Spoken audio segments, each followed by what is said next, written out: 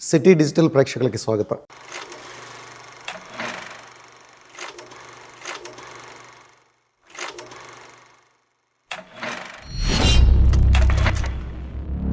SDN వారి ప్రముఖులతో ముఖాముఖి. ప్రతి ఒక్కరూ నిత్యం ఆలోచించే విషయం ఆరోగ్యం.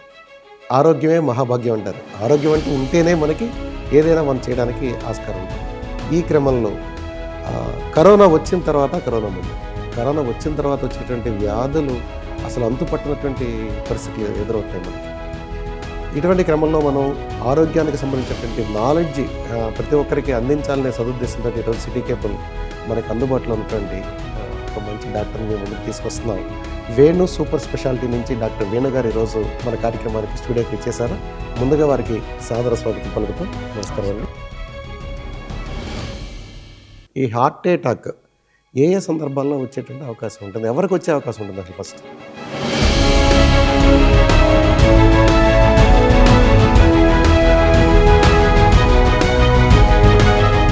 సాధారణంగా ఈ హార్ట్ అటాక్ రావడానికి ఏ ఫ్యాక్టర్స్ పనిచేస్తాయంటారు? సో యూజువల్గా హార్ట్ అటాక్ రావడానికి మేజర్ రిస్క్ ఫ్యాక్టర్స్ అనేవి ఉంటాయి, మైనర్ రిస్క్ ఫ్యాక్టర్స్.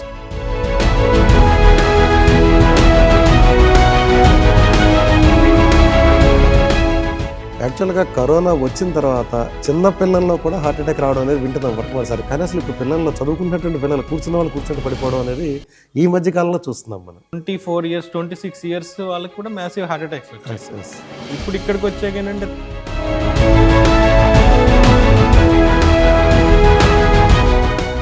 సాధారణంగా ఒకప్పుడు అనుకునేవారు కాయ కష్టం చేసే వాళ్ళకి దగ్గరికి రాదు, నిత్యం కష్టపడేటువంటి మనుషులు వాళ్ళకు కూడా ఈ మధ్యకాలంలో మనం ఈ హార్ట్ అటాక్ ప్రాబ్లమ్స్ రావడం చూస్తున్నాం. ఈ ఆశ్చర్యకరంగా ఒకటి చెప్తాను చూడండి. ఈ మధ్యన మీరు చూస్తే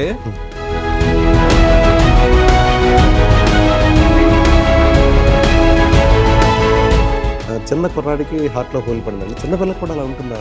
యూజువల్ పుట్టుకతోటే ఉంటుందండి.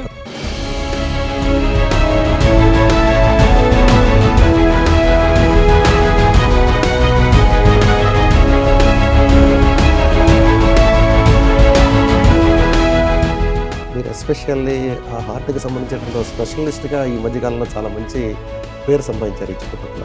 మా ప్రాంత ప్రజలు చేసుకుంటుంటే అదృష్టంగా భావిస్తున్నాం మేము కూడా.